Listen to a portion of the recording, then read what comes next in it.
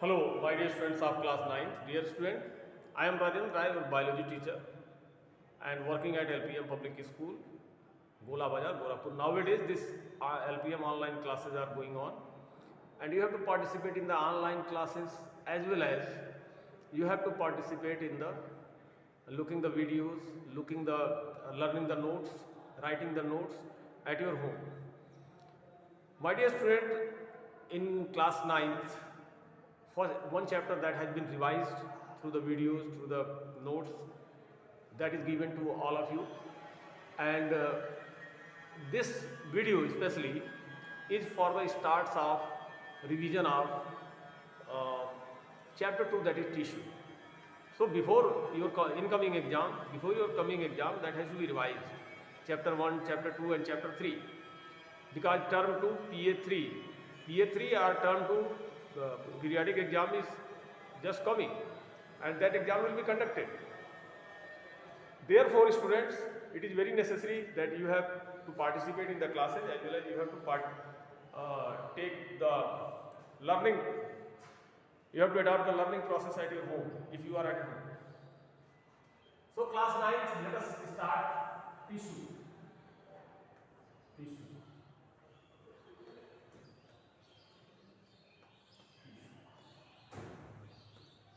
Tissue can be defined biologically as the group of the cells. Tissue can be defined biologically as the group of the cells, like this. Suppose these are the cells. When they group together, this is a tissue. These are the cells. Suppose these are the cells. When they get together, these are tissue. These are the cells, they get together, they form a tissue. These are the cells, when they get together, they form tissue. These are the muscular cells, they form tissue. So, the example of the tissue is that is the different groups of the cells. Why they group together? Question is, they group together to constitute a organ.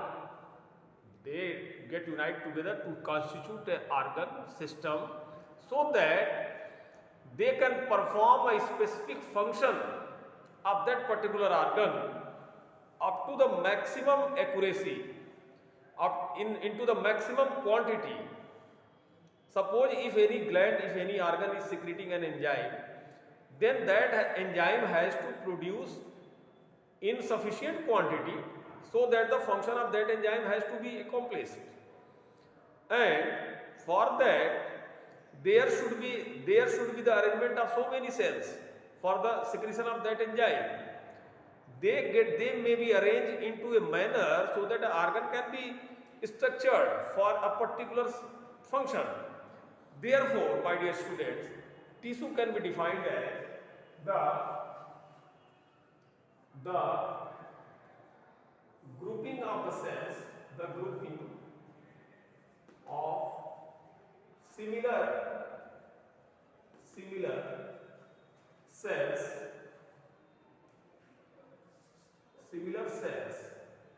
in grouping of similar cells in structure and function to produce accurate and maximum optimum function. Grouping की जगह पे आप group लिख सकते हैं, the groups. So tissue can be defined as a group of the similar cells in structure and function. जो cells structure और function में similar होती है, समान होती है, उसी groups को tissue बोलते हैं. My dear student, there are so many types of the living organisms are there, and among them on this earth there are mainly two types: plant tissue, plants and animals. So plants are static in nature, they grow at a place, while animals are moving in nature. So considering the behavioral organization, structural organization of both plants and animals, we can study the tissue of them separately to understand in a better way. So let us start the study of the plant tissue. Let us start study of the plant tissue. Let us start the study of the plant tissue.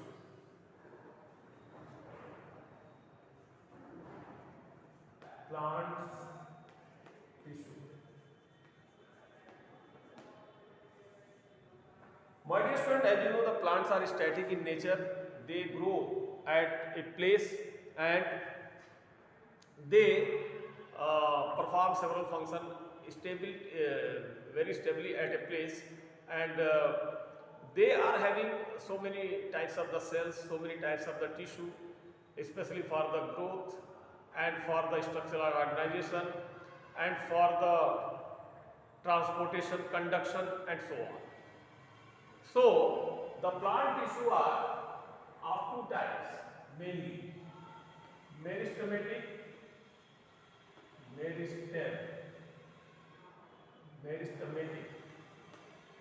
and permanent.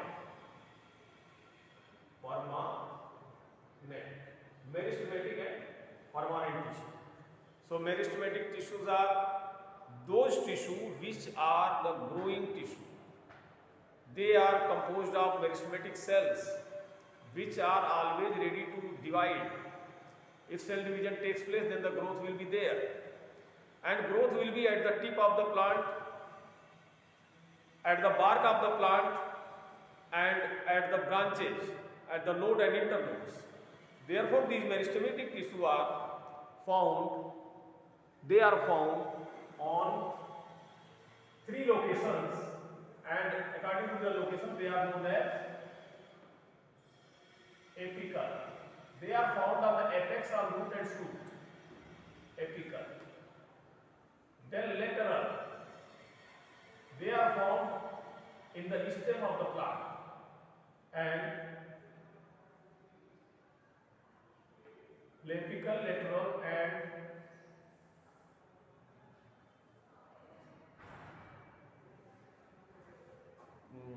that is found at the node,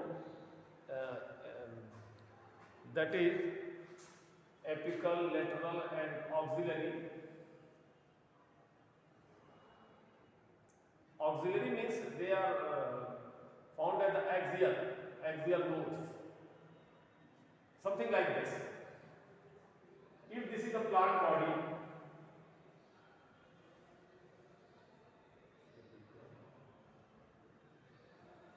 suppose this is the plant body, then this plant body will have the apical meristematic tissue at the tip of the plant.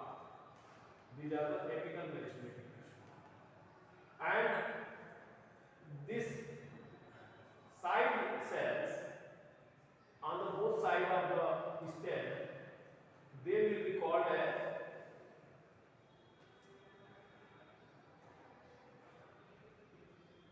intercalary. They will be called as, this is called as lateral meristematic tissue. And lateral meristematic tissue facilitate the girth of the plant. Plant become wide due to this tissue, lateral meristematic tissue. And at the node and internode, this position, there will be another specific tissue. They are intercalary.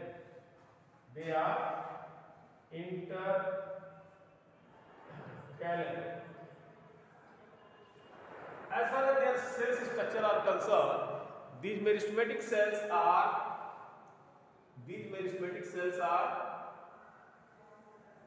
round, oval, and so many shapes are may be there, and they are having the large nucleus, and they are always ready to divide.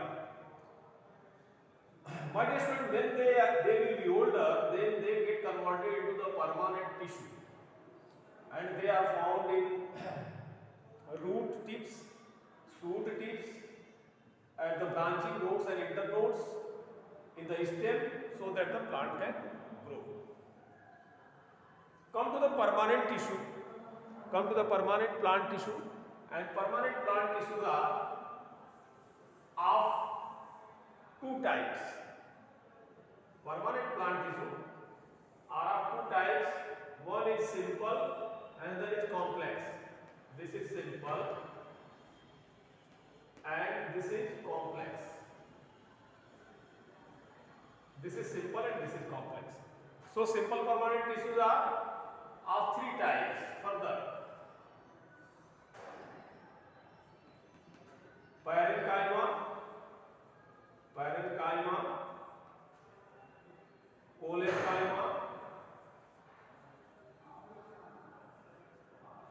and sclerenchyma.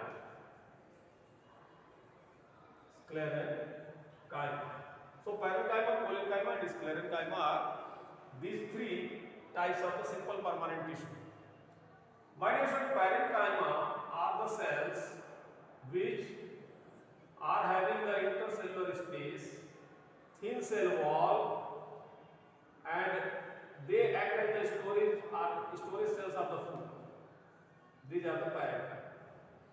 Collenchyma are having the thick cell wall, no intercellular space. No intercellular spaces are there. They are having the thick cell wall. No intercellular spaces are there, and they provide the mechanical support. They also provide the mechanical support. They also provide the mechanical support to the plant body. Provide hardness to the plant body. So these are collenchyma. These are parenchyma. And the sclerenchyma are the sclerids. They are formed of structure something like this. Inside it the sclerid is present, and mainly they are found on the seed coats, fruit coats, etc. These are the dead cells. These are the dead cells. These are living. Provide mechanical support to the plant body. These are living, having the food and water storage property, and providing mechanical support to the plant body. But yes, how they form? These meristematic cells, when they will be older, then they get converted into the parenchyma. They structured at parenchyma. They structured at collenchyma, and when they get dead, they structured at sclerenchyma for the seed coating and so on. My dear student, come to next, that is the complex permanent tissue. So on this board itself, I am trying to explain this complete topic, that is the plant tissue. So let us see the complex permanent tissue. The complex permanent tissue, this one is having xylem and phloem. Xylem transport water while phloem transport food. Xylem transport water while phloem transport food. So separately I am here to give you the details of the xylem. These are the xylem. These are consisted of 4 cells. These are the xylem tracheids. These are the xylem fiber. नुकीला होता है. These are the xylem vessels. These are the xylem vessels.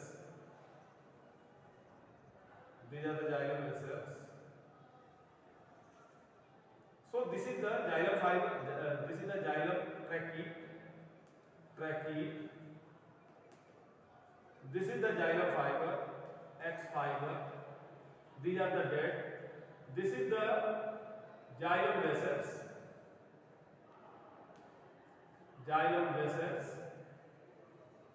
And one more that is associated with this xylem, that is xylem parenchyma. Suppose this is the parenchyma. This is the parenchyma inside it. That is the living cell. That is the xylem parenchyma.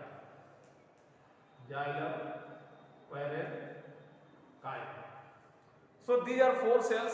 Xylem parenchyma are living cells, while xylem trachea, xylem fiber and xylem vessels are the dead cells. They should come to the phloem. If you see the phloem, then you see that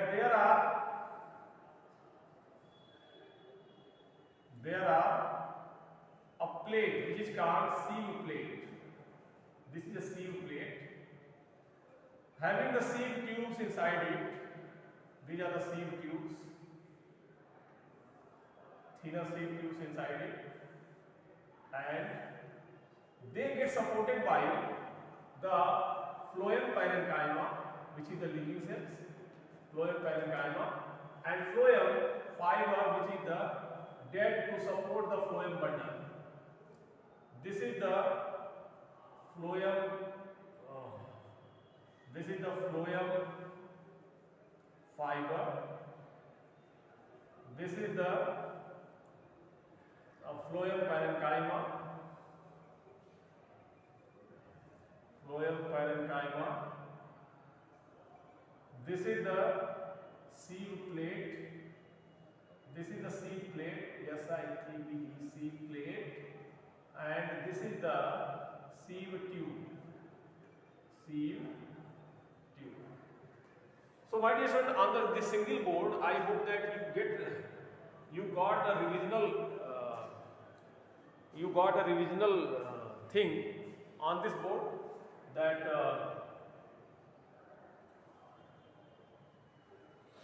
you got a revisional thing on this board that is present about all these things related to the plant tissue. My dear student, in the next video, I will be able to explain you about the animal tissue. So, plant tissue, these xylem and phloem are, the function of this phloem is to translocate the food. Wherever food is required, that get translocated through this sieve tube. That get transferred from this phloem parenchyma into this bundle, and that get translocated wherever food is required, that get translocated by this phloem. The water get absorbed by this xylem trachea, xylem fiber, and water come into this xylem vessels, and simultaneously water uphill into the plant body through the xylem vessels. My dear students, if you revise this plant tissue especially, then you will be benefited.